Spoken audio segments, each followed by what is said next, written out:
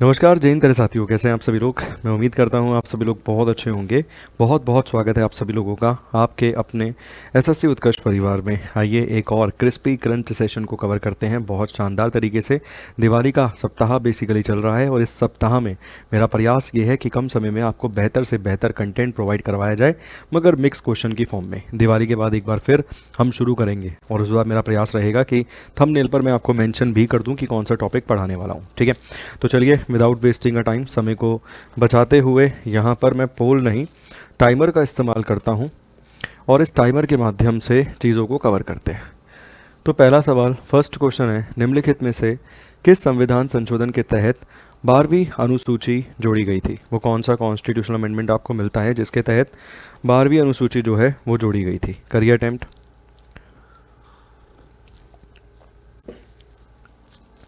देखिए जी, अगर हम बात करें 71वें संवैधानिक संशोधन के बारे में, 71st अमेंडमेंट 71वें संवैधानिक संशोधन के बारे में, तो इस 71वें संशोधन के तहत 3 भाषा जोड़ी गई थी। कितनी भाषा? 3 भाषा। 3 भाषा को जोड़ा था, 3 भाषा जोड़ी थी। वो कौन कौन सी भाषा थी? वो भाषा थी कोंकणी, वो भाषा थी कोंकणी, मणिपुरी, कोंकणी, मणिपुरी और नेपाली। कोंकणी, मणिपुरी और नेपाली, ये 3 भाषाएं जो थी वो जोड़ी गई थी। वहीं अगर हम 73वें संवैधानिक संशोधन की बात करते हैं तो ये मिलता है पंचायत से आपको संबंधित। किससे? पंचायत से। ये लागू हुआ था 24 अप्रैल 1993 को और बिल इसके लिए पेश किया गया था 1992 में। क्लियर? पर वो बोल रहा है 12वीं अनुसूची, तो प्रश्न का उत्तर क्या है? Option number D. ये लागू हुआ था 1 जून 1993 को। ठीक है, सरकार थी पीवी नरसिम्हा राव की। किसकी सरकार थी? पीवी नरसिम्हा राव की सरकार यहाँ पर आपको देखने के लिए मिलती है। क्लियर है? और ईयर 93, बिल 92। और इसी 74वें संवैधानिक संशोधन के तहत आपको मिलता है 12वीं अनुसूची और उस अनुसूची में 18 विषय जिन पर कानून बनाने का अधिकार किसे था? नगरपालिका को। और नगरपालिका जो है वो राज्य सूची का विषय है, स्टेट लिस्ट के आइटम है। क्लियर है जी? इसके अलावा 72वें संशोधन से त्रिपुरा विधानसभा में अनुसूचित जातियों के लिए सीटों को आरक्षण किया गया था। ठीक है, त्रिपुरा में जो अनुसूचित जाति थी उसके लिए सीटों को आरक्षित किया गया था। ये था 72nd 72वां संशोधन। ठीक है, क्लियर है जी? कहीं कोई दिक्कत, कहीं कोई समस्या? उम्मीद करता हूँ नहीं होगी। ठीक है, चलिए नेक्स्ट क्वेश्चन देखेंगे। अगला सवाल, अगला प्रश्न, अगला सवाल है, सरदार वल्लभ भाई पटेल हवाई अड्डा कहाँ पर स्थित है। करिए अटेम्प्ट। मैं थोड़ी सी चाय की चुस्की भी बीच बीच में थोड़ी थोड़ी ले रहा हूँ, साइड में रख रखी है। ठीक है,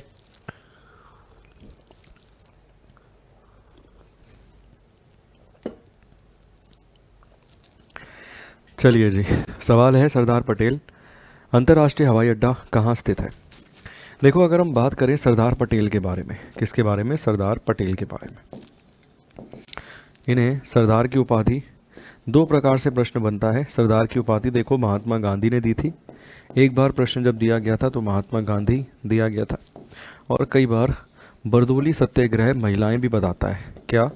बरदोली सत्याग्रह महिलाओं के द्वारा। अगर दोनों ऑप्शन में दे दे तो ये टिक कर दीजिएगा। ठीक है, इसके अलावा यही भारत के पहले गृह मंत्री थे।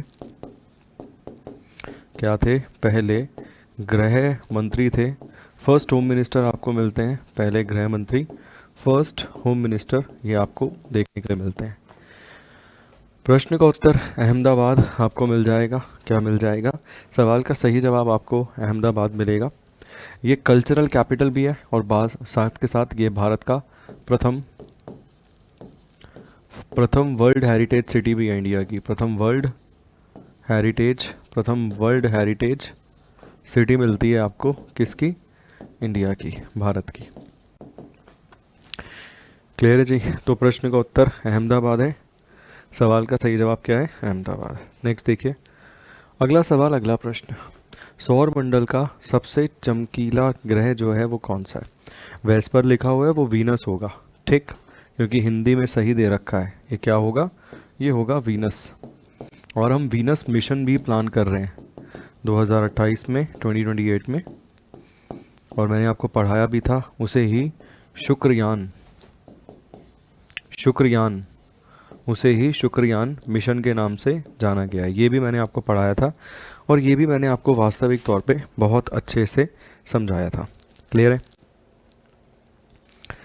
सवाल का सही जवाब क्या रहने वाला है? प्रश्न का सही उत्तर रहने वाला है ऑप्शन नंबर सी।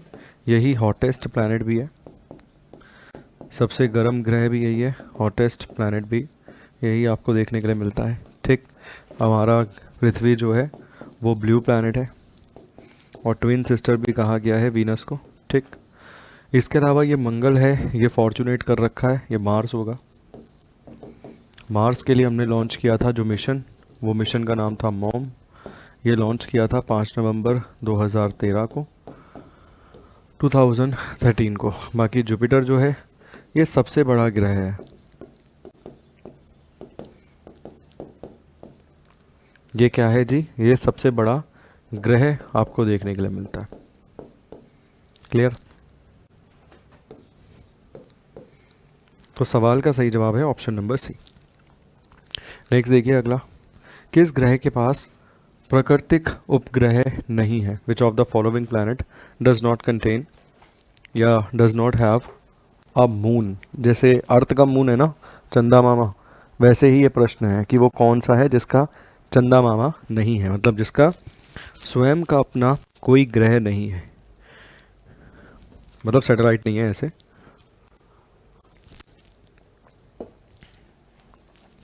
चलिए जी, मरकरी, वीनस, ये फिर ये ट्रांसलेशन की गलती है, ये वीनस है। ठीक है,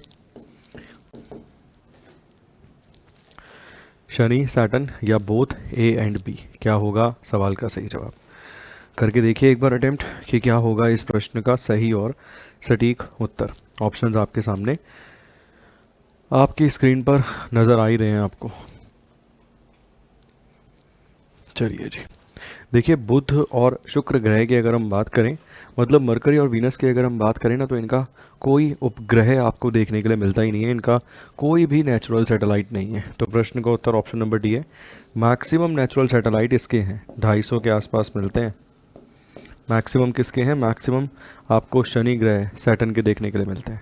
ठीक है, प्रश्न का उत्तर ऑप्शन नंबर सी और ऑप्शन नंबर डी। अगला सवाल देखिए, संविधान में कुल कितनी महिला सदस्य शामिल थी?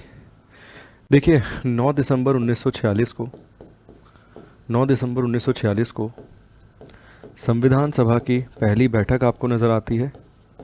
संविधान सभा के पहले सत्र की पहली बैठक थी, पहले सत्र की पहली बैठक, पहली बैठक, जैसे वो पहले प्यार का पहला गम, वैसे ही पहले सत्र की पहली बैठक। अब पहले सत्र में बताया गया है कि सदस्य 211 रहे, मगर पहली बैठक में सदस्यों की संख्या 207 थी। इसमें से महिला सदस्य थी 10। इसमें महिला सदस्य कितनी थी? महिला सदस्य थी 10। ये पहली जो बैठक थी इसे बॉयकॉट किया था, मतलब इसमें भाग नहीं लिया था मुस्लिम लीग ने और प्रिंसली स्टेट्स ने, रियासतों ने। ठीक, मुस्लिम लीग ने और रियासतों ने, राजाओं वाले क्षेत्र ने इसमें भाग नहीं लिया था। ठीक है, वैसे ओवरऑल संविधान सभा में सदस्यों की संख्या थी 389। ठीक है, संविधान सभा में सदस्यों की संख्या कितनी थी? 389। और इन 389 सदस्यों में आपको देखने के लिए मिलते हैं 296 ब्रिटिश इंडिया वाले क्षेत्र से और 93 आपको मिलते हैं प्रिंसली स्टेट से। कहाँ से? प्रिंसली स्टेट से, प्रिंसली स्टेट वाले क्षेत्र से। ठीक है, क्लियर है जी?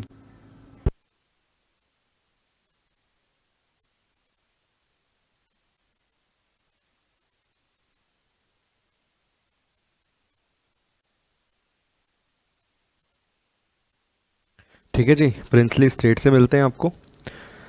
अब इन प्रिंसली स्टेट में से एक महिला आई थी नॉमिनेट होकर। कितनी महिला? एक महिला यहाँ से नॉमिनेट होकर आई थी जिनका नाम था एनी मस्क्रिनी। एनी मस्क्रनी करके वो महिला आपको मिलती हैं। ठीक, बाकी ओवरऑल इनमें से जो महिलाओं की संख्या थी वो थी 15। प्रश्न का उत्तर क्या है? Option number B. देखो एक्सप्लेनेशन यार मैं मानता हूँ कि नीडी है, एक्सप्लेनेशन की ज़रूरत होती ही है सर, अगर हम एक्सप्लेनेशन नहीं करेंगे तो बात नहीं बनेगी। इसमें से उत्तर प्रदेश से 5 महिलाएं थी, बिहार से 1, मध्य प्रांत से 1, मद्रास से 1, मुंबई से 1, मद्रास से 3, मुंबई से 1, उड़ीसा से 1, बंगाल से 2 महिला सदस्य। मगर सबसे अधिक कहाँ से थी? सबसे अधिक उत्तर प्रदेश से थी। सबसे अधिक महिला यूपी से थी। कितनी? 5 महिला। सेकंड नंबर पे पूछता है तो मद्रास से 3 थी। जब एक्सप्लेनेशन लेते हैं ना तो 4 पॉइंट इस तरीके से एक्स्ट्रा मिल जाते हैं, और जब हम एक्सप्लेनेशन के माध्यम से काम नहीं करते तो फिर वही घिसे पिटे पॉइंट्स हमेशा ही हम करते रहते हैं कवर। चलिए जी, भारत के पूर्वी घाट का सर्वोच्च शिखर कौन सा है? जो ईस्टर्न घाट्स आपको मिलते हैं ना, बेसिकली ये जो ईस्टर्न घाट्स वाले क्षेत्र मिलते हैं, इसकी सबसे ऊंची चोटी कौन सी है? प्रश्न यहाँ पर ये है। इसकी ऊंचाई है 1501 मीटर। 1501 मीटर इसकी ऊंचाई है, और इसका नाम है Mahendragiri. Option number B is the correct answer, Mahendragiri इस सवाल का सही जवाब है। कहाँ अवस्थित है? उड़ीसा वाले क्षेत्र में। ये कहाँ आपको मिलेगा? तो ये आपको उड़ीसा वाले क्षेत्र में मिलती है देखने के लिए। क्लियर है? वहीं अन्नाईमुड़ी जो है ये केरला वाले क्षेत्र में है। अन्नाईमुड़ी कहाँ पर है? ये है केरला वाले क्षेत्र में। ठीक, चलिए नेक्स्ट देखिए। सवाल है, ऑस्ट्रेलिया में क्षतिपूर्ण कटिबंधीय घास के मैदान को क्या कहा जाता है? The temperate grassland in Australia are called. क्या कहते हैं सर ऑस्ट्रेलिया के अंदर? ठीक है, प्रश्न यहाँ पर ये है। स्ट्रेट फॉरवर्ड क्वेश्चन है, स्ट्रेट फॉरवर्ड जवाब होगा डाउन्स इन्हें कहा जाता है। क्या कहा जाता है? इन्हें डाउन्स कहा जाता है। Option number D is a correct answer, downs इन्हें कहा जाता है। मैं चाहूँगा कि कमेंट बॉक्स में आप कमेंट करें कि वेल्स जो है ये आपको कहाँ देखने के लिए मिलते हैं। ठीक, अगला प्रश्न, किस पंचवर्षीय योजना के दौरान आपातकाल लगाया गया था? नए चुनाव हुए थे और जनता पार्टी चुनी गई थी। हमारी प्रीवियस क्लास में, जो हमारी पिछली क्लास हुई थी, उसमें भी हमने डिस्कस किया था पंचवर्षीय योजना 1951 से 56 पहली, 1956 से 61 दूसरी, 1961 से 66 तीसरी। यहाँ भी आपातकाल लगा था 62 में। उसके बाद 66 से लेके 59 हॉलीडे प्लान। उसके बाद 69 से लेकर 74 चौथी, और 74 से लेके 79 जो 78 में ख़त्म होगी, ये थी 5वीं। इस दरमियान क्या हुआ था सर? इस दरमियान आपको मिलता है कि आपातकाल लगाया गया। कब लगाया गया? 25 जून 1975 को। 25 जून 1975 को आपातकाल लगाया गया और घोषित किया गया कुछ समय पहले कि ये होगा संविधान हत्या दिवस। इसी को किस रूप में मना रहे हैं? इसी को मना रहे हैं संविधान हत्या दिवस के रूप में। ये भी याद रखिएगा जी, इम्पोर्टेंट है। ठीक, ये कब तक चलेगा? ये चलेगा 21 मार्च 1977 1977 तक। 23 मार्च को शपथ लेते हैं मोरारजी देसाई। 23 मार्च को शपथ होगी किसकी? मोरारजी देसाई की 1977 में, जो कि जनता पार्टी गठबंधन से बने थे। चलिए जी, अगला प्रश्न देखिए। वैदिक साहित्य में किसे पुरंदर के नाम से जाना गया है? वैदिक साहित्य में निम्नलिखित में से वो कौन है जिसे पुरंदर के नाम से जाना गया है?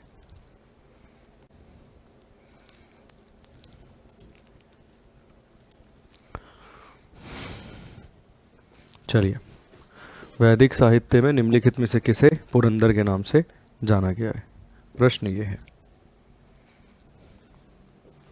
सबसे महत्वपूर्ण देवता इन्हें ही कहा गया है जिन्हें ऋग्वेद में पुरंदर या किलों को तोड़ने वाला भी कहा गया है। ठीक है, इन्हें ही पुरंदर या किलों को तोड़ने वाला भी इन्हें ही कहा गया है। क्या कहा गया है? किलों को तोड़ने वाला, किलों को तोड़ने वाला। ठीक, इस तरीके से ये आपको देखने के लिए मिलता है, ध्यान दीजिएगा। नाम क्या है? इंद्र। ठीक। किस वेद में? ऋग्वेद में। ये भी ध्यान रखना, किस वेद में कहा गया है? ऋग्वेद में, क्योंकि कई बार प्रश्न इस तरीके से भी पूछ लेता है कि भाई किस वेद में कहा गया, तो ऋग्वेद में।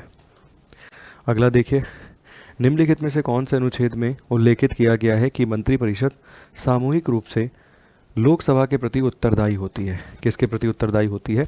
लोकसभा के प्रति। ठीक। कौन? मंत्री परिषद, काउंसिल ऑफ मिनिस्टर्स।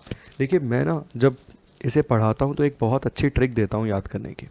आप ना इसे हिंदी में ना पढ़ के इंग्लिश में पढ़िए। क्या लिखा है? Council of ministers. देखो सारे आर्टिकल 75 ही हैं। इसमें देखो 3 शब्द हैं, 1, 2 और 3। इस आधार पे प्रश्न का उत्तर क्या है? 3, 75 का 3। ठीक है, यकीन मानिए इस तरीके से याद रखेंगे तो बात बन जाएगी। अब काउंसिल ऑफ मिनिस्टर्स जो है ना, काउंसिल ऑफ मिनिस्टर्स, इनकी संख्या फिक्स नहीं थी।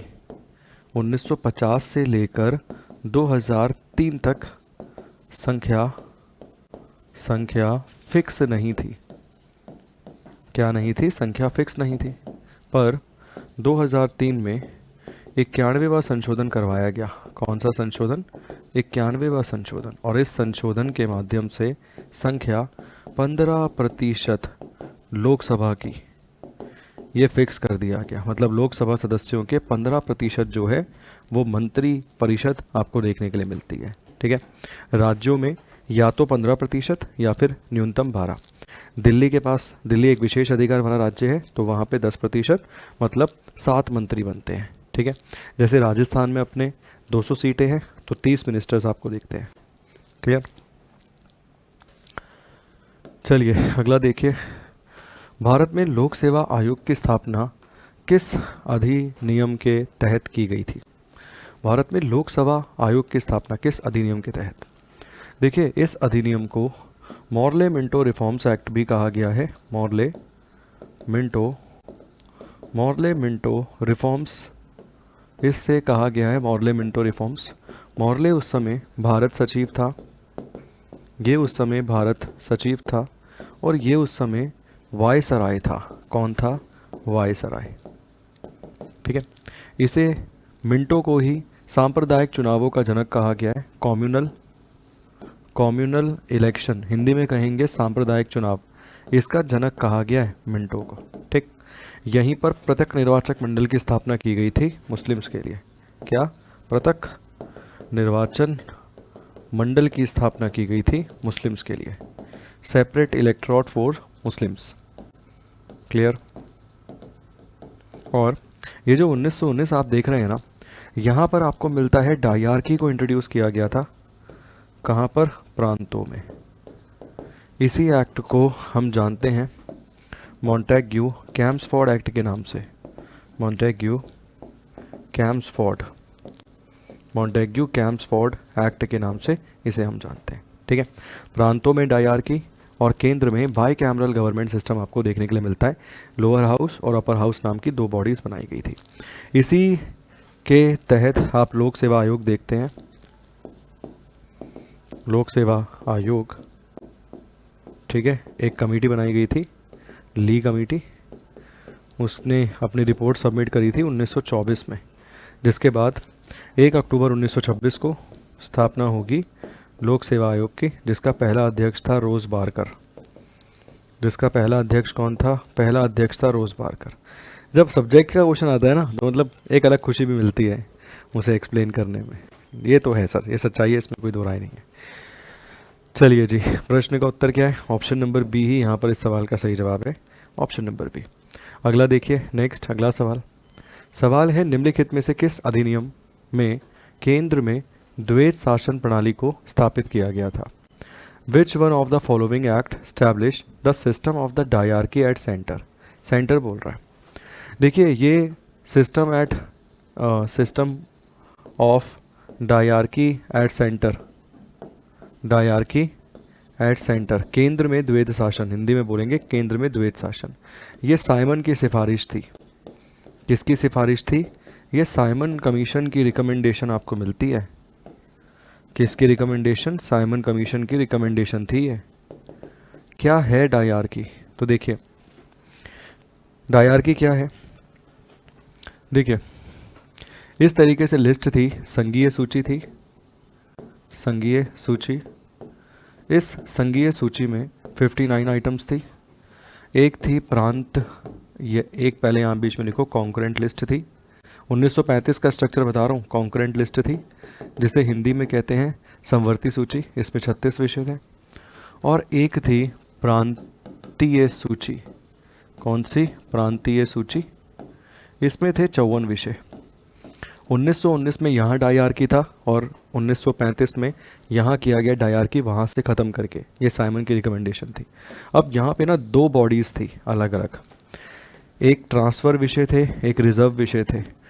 रिज़र्व विषय पे कानून बनाने का अधिकार था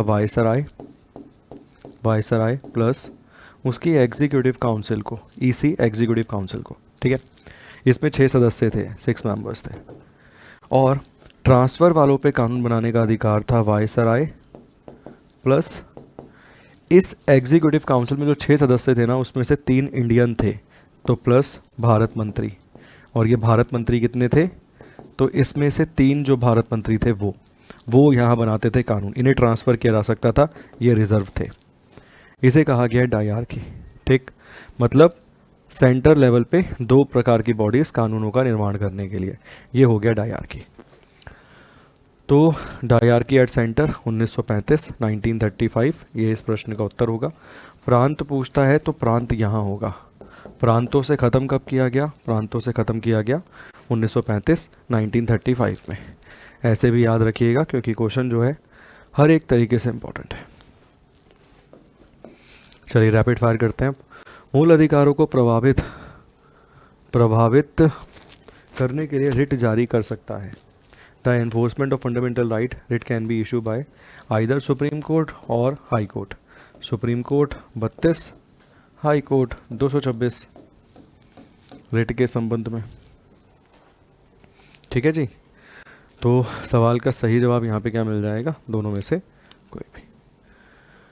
अगला है संविधान सभा की एकमात्र महिला सदस्य जिसने देसी रियासतों का प्रतिनिधित्व किया। मैंने पढ़ाया आपको, ये लिखा एनी मस्करनी। ठीक है, या फिर एनी मस्किनी, आज ही पढ़ाया आपको ये भी। अगला देखिए, निम्नलिखित में से कौन भारत की संसद का अंग नहीं है? देखो एक अनुच्छेद मिलता है, एक अनुच्छेद आपको मिलता है 79। इस अनुच्छेद के तहत आपको राष्ट्रपति, राज्यसभा और लोकसभा मिलती है। ठीक है, तो कौन नहीं है? Speaker of Lok Sabha. बस स्पीकर ऑफ लोकसभा के बारे में कौन सा आर्टिकल है? इसके लिए है अनुच्छेद 93, आर्टिकल 93। क्लियर? अनुच्छेद 93 आर्टिकल 93। उम्मीद करता हूँ बात बन गई। इसमें कहीं किसी प्रकार की कोई दिक्कत समस्या नहीं होगी। करंट में स्पीकर कौन है? ओम बिरला, 18वें। निम्नलिखित में से किसे धन विधेयक को धन विधेयक प्रमाणित करता है? Who among the following certifies as a bill of money bill? तो इस सवाल का सही जवाब क्या होगा? लोकसभा का स्पीकर। मनी बिल की डेफिनेशन, मनी बिल की डिफाइन 110 नंबर के अनुच्छेद में है, 110 नंबर के अनुच्छेद में। Clear? Option number C. Next देखिए अगला, निम्नलिखित में से किस समिति में राज्यसभा का प्रतिनिधित्व नहीं होता है? देखो पैक की अगर हम बात करें ना, पब्लिक अकाउंट्स कमेटी, इसमें 22 सदस्य होते हैं, 22 मेंबर्स, जिसमें से 15 लोकसभा से होते हैं और 7 राज्यसभा से होते हैं। बट ये जो एस्टीमेट कमेटी है ना, इसमें 30 सदस्य होते हैं, सबसे ज़्यादा इसी में होते हैं, 30 मेंबर्स। इसी में सबसे ज़्यादा सदस्य होते हैं, 30 सदस्य, और ऑल फ्रॉम लोकसभा, सारे के सारे लोकसभा से होते हैं। ठीक है जी, सारे के सारे लोकसभा से। तो प्रश्न का उत्तर क्या होगा? Option number C is the correct answer. Estimate committee, प्राक्कलन समिति इस सवाल का सही जवाब है। विली विली चक्रवात किस देश से संबंधित है? पता है, जब जब मेरे सामने ये क्वेश्चन आता है ना विली विली, मुझे मेरे बचपन की कुछ एक घटना याद आती है। मुझे याद है कि एक स्मार्टफोन हुआ करता था, है ना, छोटा सा एक स्मार्टफोन हुआ करता, स्मार्टफोन ही कहेंगे उसे, जिसमें कैमरा वैमरा गेम वेम सब कुछ थी। तो उसमें ना एक गेम आती थी, तो उसमें जो गेम आती थी ना उसमें एक बेसिकली जो कैरेक्टर होता था उसे इन चक्रवातों से ही बचाना होता था। तो मुझे याद आता है मैंने विली विली जो था वहाँ पहली बार पढ़ा था। ये बात होगी तकरीबन मुझे लगता है जब मैं 7th या 8th क्लास में होऊंगा तब की। ऑप्शन नंबर सी, ऑस्ट्रेलिया इस सवाल का सही जवाब है। ठीक है, क्या है? ऑस्ट्रेलिया यहाँ पर इस सवाल का सही जवाब है। ठीक है, चलिए जी नेक्स्ट देखिए अगला प्रश्न। अगला सवाल यहाँ पर आपकी स्क्रीन पर आता है और सवाल कहता है कि कुत्ते को मनुष्य के साथ दफनाए जाने के प्रमाण जो हैं वो कहाँ मिलता है? इसकी खोज की गई थी R.B. जोशी के द्वारा। ठीक है, मतलब बी जोशी के द्वारा बेसिकली इसकी खोज की गई थी। ठीक है, A.R. जोशी के द्वारा इसकी खोज की गई थी। और ये कहाँ पर आपको देखने के लिए मिलता है, प्रश्न ये है। ठीक, तो ये है आदमगढ़। क्या रहेगा ये क्षेत्र आपको मिल जाएगा सर? आदमगढ़। ठीक, ऑप्शन नंबर ए यहाँ पर इस सवाल का सही और सटीक जवाब यहाँ पर आपको देखने के लिए मिलता है। क्लियर है जी? ऑप्शन नंबर ए यहाँ पे इस प्रश्न का सही और सटीक उत्तर मिलता है। ये वाला क्वेश्चन होमवर्क के रूप में रहने वाला है। मंडू का जहाज महल किसके द्वारा बनवाया गया था? ठीक है, ये जो जहाज महल है मंडू का, इसका निर्माण निम्नलिखित में से किसने किया था? ये प्रश्न होमवर्क के रूप में रहने वाला है। इसका जवाब कमेंट बॉक्स में कमेंट करके दीजिएगा। इसके साथ साथ आप तैयारी कर रहे हैं और दिवाली भी मना रहे हैं, तो दिवाली के लिए हमारे तरफ से भी आपके लिए कुछ खास है। उत्कर्ष दिवाली ऑफ़र 24 अक्टूबर तक ये आपको वैलिड मिलता है। उत्कर्ष एवं एसएससी रेलवे के सभी कोर्सेज़ पर आपको अप टू 90% के डिस्काउंट तो मिल ही रहा है, बट अगर आप जो टॉप कोर्सेज़ वाला हमारा नया फीचर आया है उसमें से टॉप कोर्स परचेज़ करते हैं तो वहाँ पर आपको UC13 कूपन कोड का इस्तेमाल करने पर एक्स्ट्रा 13% भी डिस्काउंट दिया जाएगा। बट पहले आपको चेक करना है कि क्या ये आपके फ़ोन में, बेसिकली उत्कर्ष ऐप में आपके फ़ोन में शो हो रहा है या नहीं हो रहा। इन केस शो नहीं हो रहा होगा तो क्या करिए, शो नहीं हो रहा तो एप्लीकेशन को अपडेट कीजिए। इसके साथ साथ जो भी कोर्स आप परचेज़ करेंगे उसकी वैलिडिटी आपको मिलेगी कब तक? टिल एग्ज़ाम तक उसकी वैलिडिटी। और अगर आपने जो भी कोर्स परचेज़ किया है उसे क्वालिफाई कर लिया, मतलब जिस भी एग्ज़ाम के लिए आपने कोर्स परचेज़ किया है उसे क्वालिफाई कर लिया, तो आपकी 100% फ़ीस जो है वो वापस कर दी जाएगी।